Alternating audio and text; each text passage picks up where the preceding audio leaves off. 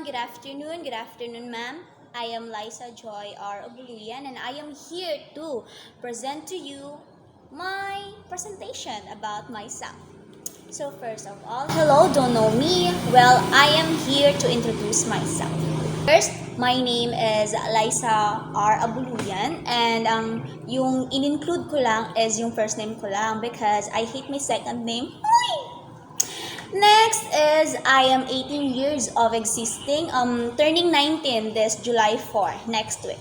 I live at Purok Siete, Tagluno Trail, Davao City, and zodiac sign is Cancer. So they say na kanaganing shield sa crab is strong, and then pag abot sa sulod niya is kanang soft. So yun nga na jud ko. Yes. So, status is taken by him. Charot, status single.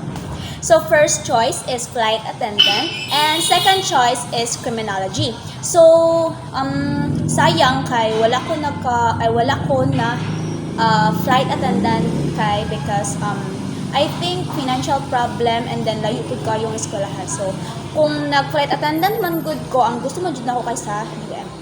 So, second choice is clean. So, next is pictures about my family. So, diri as a pinakakilid is my mother. She is an OFW sa Saudi Arabia. So, I think 4 years or 6 years. 6 years na siya, pero nag-uli siya. Last uli niya last year, 1 month lang siya nagstay. Ay, first uli pa dito niya. Next, ang tapad niya kay kanang me and my sisters. Akong ate, and then akong duwa ka manghod, and then ako nang nagunit og bola. And then sa babaan na is my mother and my father. To be honest, is separated sila. I don't know sa ilang bala, sila silang kinabuhi. Next is kanang nakaana. Ako ang amo ang kinamanghuran, and then sa babaan na is ako ang nagsulod sa ako si Abigail. And then this is the picture of me and my mother. Yes. And then kanina ka-uniform ko na ribbon na maroon is nagpictorial mi ani para sa grade 10 ko ani nagpictorial mi ani para sa na magud ko kana ganing pictorial para sa mga tapos kana nga time is lockdown. Yes. And then there is a kilid is my father and our kinamanghuran. And then kaning nakaping ko with my two sisters kay mo ni ang time nga niuli si mama nagpaabot jud mi ani I think mga 11 PM na ni siya. Yes, that's all about my family. Next is me, myself, and I. So kaning pinakakilid is kana nakaana ko nga sign. Kay naami sa People's Park ani. People's Park. So kauban ako dira ako ang mama, ako ang mga aga, ako igsuon. And then, I remember pa jud ni kana isa. Kanang nakaana kong hair. Kay mo ni siya ang time nga giuban min giadto mi ni mama sa kana ganing mag-pictorial nga shop like dati nga na. May pictorial mi dira. So, ang babaan na niya is kanang naka-blue ko is ingana ko grade 10 ko ingana ko kataba, and then ingana ka habang aking hair curly. And then tapad ana niya is my sister. So, I guess wala pa ko nag-eskwela jud ana, ako ate lang kinder. And the next is kanang nakasayal ko nga blue with feather is majurit. Yes. Nang. And then ang babaan na is nakaana ko. Mao jud na ang first nga nitaba jud ko naka-feel jud ko kanang taba gani. So yung ana ko kataba before. Yes, tapos namayat, naabot ang cellphone namayat. Karon ingani na sad burot gamay. Next is kanang video ko nga uniform. I remember na nag-colors mi ana sa graduation before sa grade 10 sa among eskwelahan. Nag-colors mi ana. And then next is naka-uniform ko nakaganyan. Kay mo na siya og kanang isa nga naka-dress is mo na siya to nag-appeal ko og pageant grade 9 I guess sa foundation namo ata to. Nag-appeal ko og pageant ana. Back aura. And then, sa babaan na is kana nakaganyan ko na sign is na ako sa mall na nalaag mi. Ingana po ko kapayat before. First sem, I guess. Yes, first sem. And then, kaning dari kanang taba na ko kay second sem. Yeah, so next is my hobbies. One of my hobby is dancing. So kaning first picture nga naa sa babaw kanang mga naka-orange kanang grupo nga man naka-orange t-shirt is mao na siya ako ang first and ever experience nga nisayaw sa DCC. Kahimanawari group yan siya. So first time na ako nagsayaw ana with other yes, ako mga kauban. Ano na siya? Festival, some first event ata ni siya sa DCC katong naa sila Taylor Swift, something like that. And then sa babaan na is first ever pud na ako nga nag-join o competition diri sa DCC. This is ako mga kauban, mga criminology students ni sila, mga criminology students ni mga snappy. Mga kauban ako ani ka ng mga second year, third year, fourth year. I guess for ang upat ra mi diri first year sa mga bida-bida mga pampa. And first first runner up.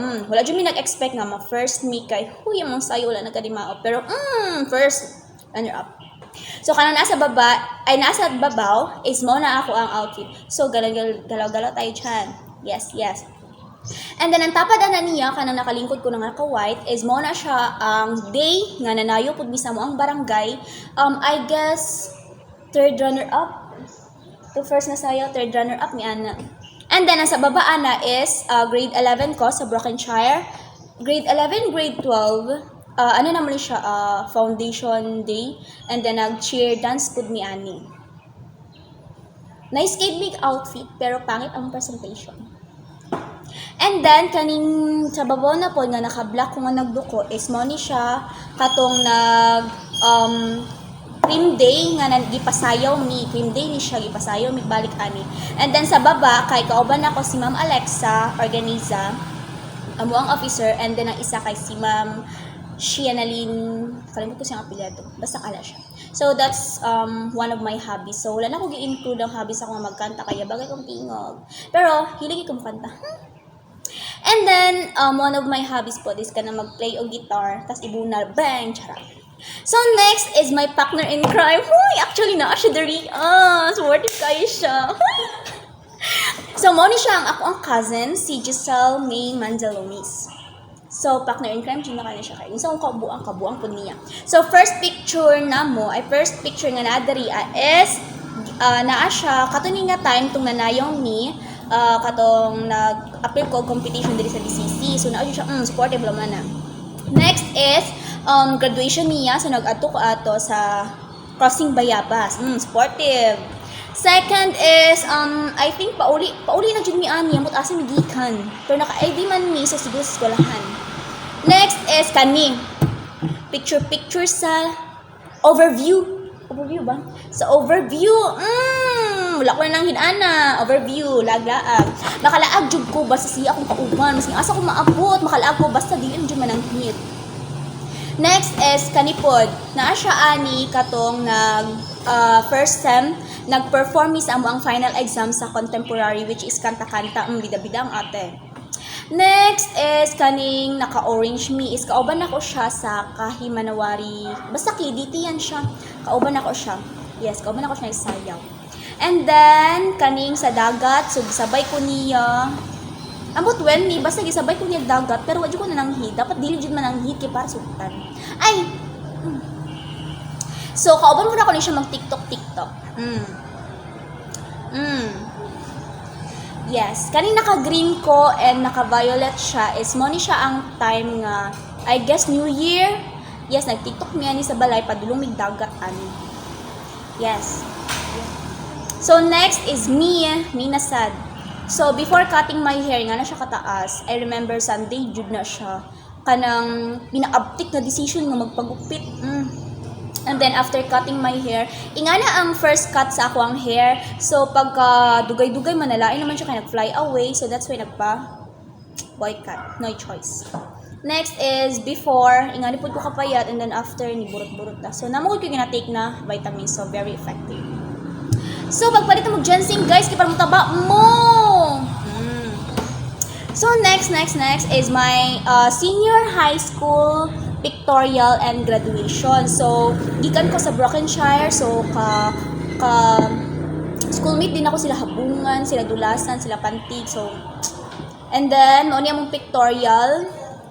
Payat pa kayo, jud ko diri, very payat. And during our graduation, ang kauban nako is my Lola, Lola Dems. Uy, shout out sa iya. Si Lola Dems ang aking kasama. And then very, ano pa jud ni siya nga graduation kay napasmuhan jud mi, alas 2 na mi nakauli. Wala mi nakapaniud to. Sa SMX lanang ni siya nahitabo. So very, dili jud ako di siya malimtan nga pagka-experience kay pasmuhan mo ko kalinturahon ko. I don't know why. Siguro nga na. So, mao to gipainom kong hinasmo and luod. So no choice ta, dapat maayo jud ta. So I guess mga 2 days or 3 days ko ato jud na ayo. So yeah, next is happenings in life. So first ani nga picture kaning nasa babaw is mo ni siya among first ever nga ROTC kauban ako mga classmates sa first sem. Next isa baba mo na siya katong picture na ko ang ipakita ganina nga nag final exam na mo sa contemporary, and then ang babaw ana is mo na siya ang unang nga lugar nga ako nadton nga layo. So himala kay gisugtan ko no kay sa lanang jud baya na ano sa Santa Cruz, langan di ay langan. So sa babaan na is isa ko sa mga flight examiners during our tactical inspection. Bida. So kana siya is nagbantay ng mga path mga sila Sir Escarty na. And then ang kanang babaw nga nasa kilid nga nagganyan nga naka-blue ko is mao na siya nga mo ang youth camp sa Tagurano. Bida. I remember pa kung unsa ko ikanta dra. Ato? Ayaw mo kaulaw sa inyuhang barangay nga gwapuhon. So last is kanang pinakababa is mo na siya katong mga katong lang nag-work immersion ko and last day of my work immersion during work immersion sa San Miguel yan siya. So kauban ako ang mga grade 10 students ana with with their teacher. And lastly, may mga award tayo. Syempre, apil natin na. Mga academic awards and certificates of appreciation. So, those are my certificates, mga certificates, medals, and such. And that's the end of my presentation. If you have any questions or you want to know me well, just call me maybe. Thank you!